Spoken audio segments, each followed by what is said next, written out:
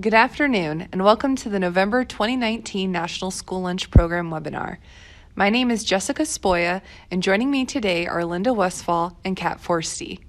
As we move through today's presentation, please submit any questions by entering them in the chat box.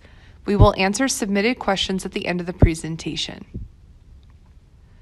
Please remember to track the time spent viewing this webinar towards professional development hours to meet USDA professional standards requirements. Be sure to track under the key areas of nutrition, operations, administration, and communications.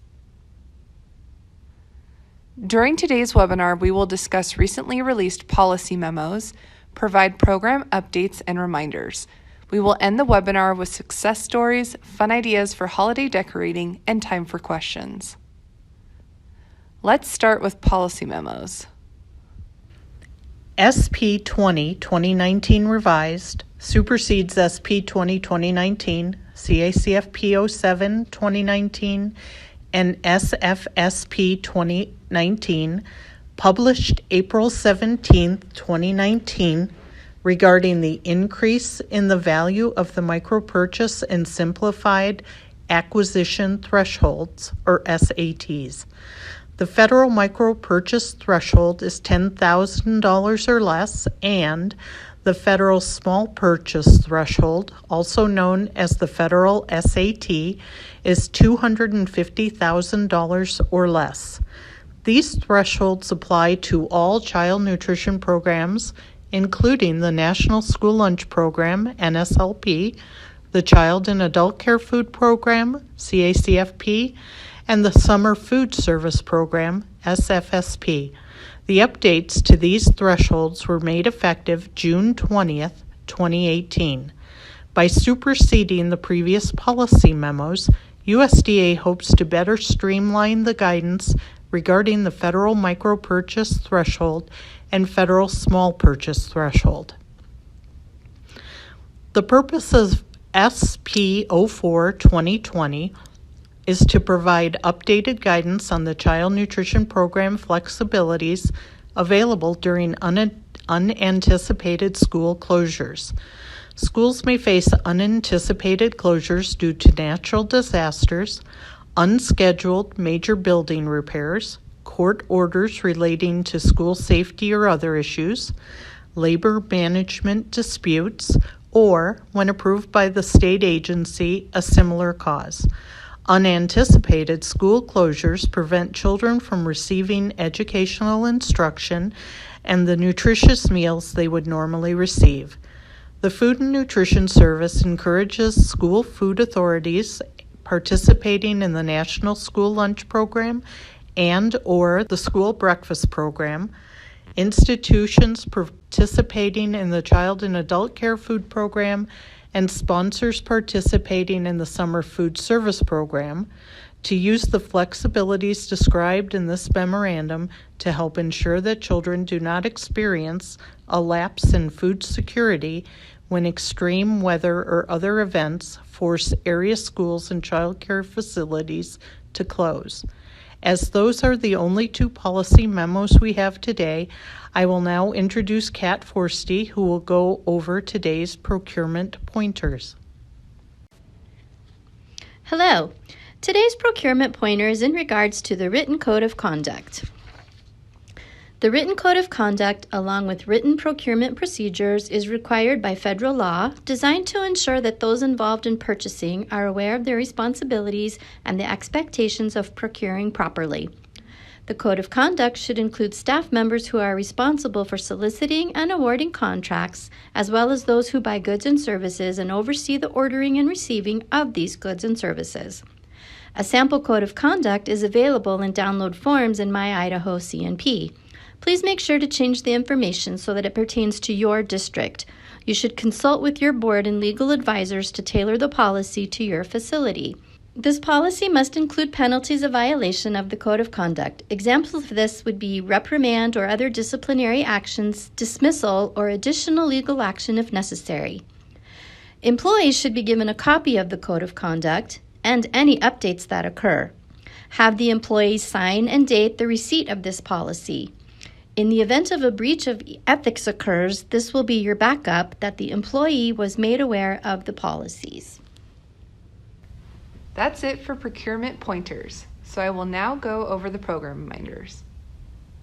The newly designed non-program food revenue tool has been approved by USDA. It is now available in download forms and can be used for your administrative review. If you have any concerns using the document, please reach out to me.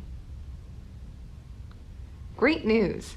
The Idaho Department of Education Child Nutrition Programs is now accepting Technology Improvement Grant TIG Mini Grant applications from Child and Adult Care Food Program CACFP, Summer Food Service Program SFSP, and National School Lunch Program NSLP sponsors to request funding to upgrade software and/or hardware systems and/or technology services such as training. The state agency has identified a need for these upgrades with many food service operations throughout the state. Funding is only available to support the purchase of technology solutions for use by food service operations to support child nutrition programs. A complete application packet must be submitted to the state agency no later than 5 p.m. Pacific Time on December 16, 2019. Administrative review season has begun. If you are having a review this year, please work on the off-site assessment of review forms as soon as possible. You can find review forms under Review Tools. As you can see, there are quite a few modules to complete, so please make sure you start early. We ask that you answer every question to the best of your ability. Should you have any questions, review the Administrative Review Notification Letter as it lists all of the items you will need to upload in order to complete the modules. If you have additional questions, please do not hesitate to reach out to your lead reviewer. We are frequently out of the office, so if you can't reach us via phone, send us a quick email. The American Commodities Distribution Agency has scholarships available for recipient agencies, RAs, who are interested in attending the 2020 American Commodity Distribution Association, ACDA, 2020 Annual National Conference in April.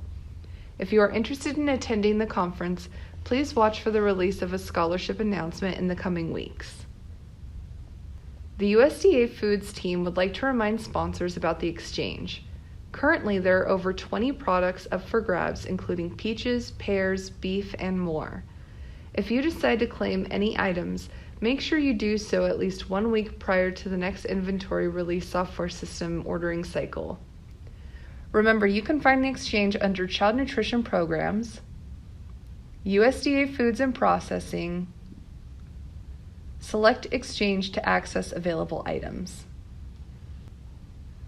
The verification report was due last Friday, so hopefully everyone can breathe a sigh of relief that the verification process is over for the year. Besides the upcoming holidays, make sure you submit your claims and release your USDA Foods inventory for the month. USDA has announced its 4th annual Show Us Your Tray photo contest. This contest began on November 1st, 2019, and the goal is to see how food service professionals can creatively serve up USDA foods in school meals. An individual may enter by submitting a photo that highlights the innovative ways in which USDA foods can be utilized in a meal. Submissions are due by January 15th, 2020. Thanks, Jessica. That's all we have for program reminders. Next, we have a success story to share.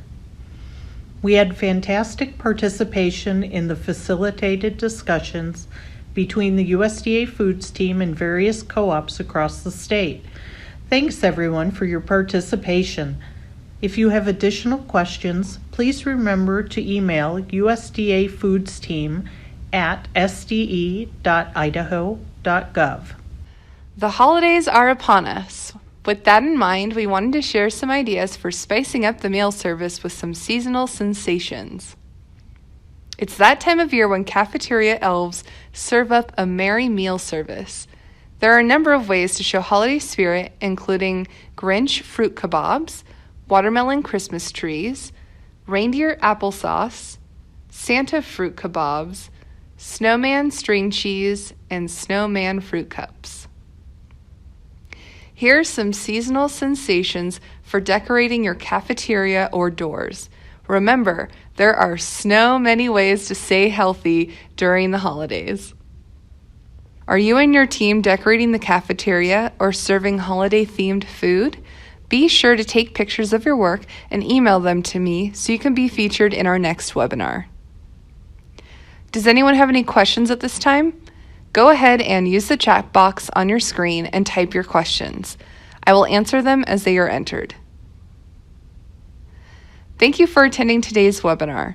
Please contact Child Nutrition Programs at 208-332-6820 if any additional questions arise regarding the information in this webinar. Please remember that the accuracy of this information shared today is guaranteed only as of the recording date. USDA may issue more guidance or further clarification regarding items discussed in today's webinar. This concludes today's webinar. Thank you and have a happy Thanksgiving.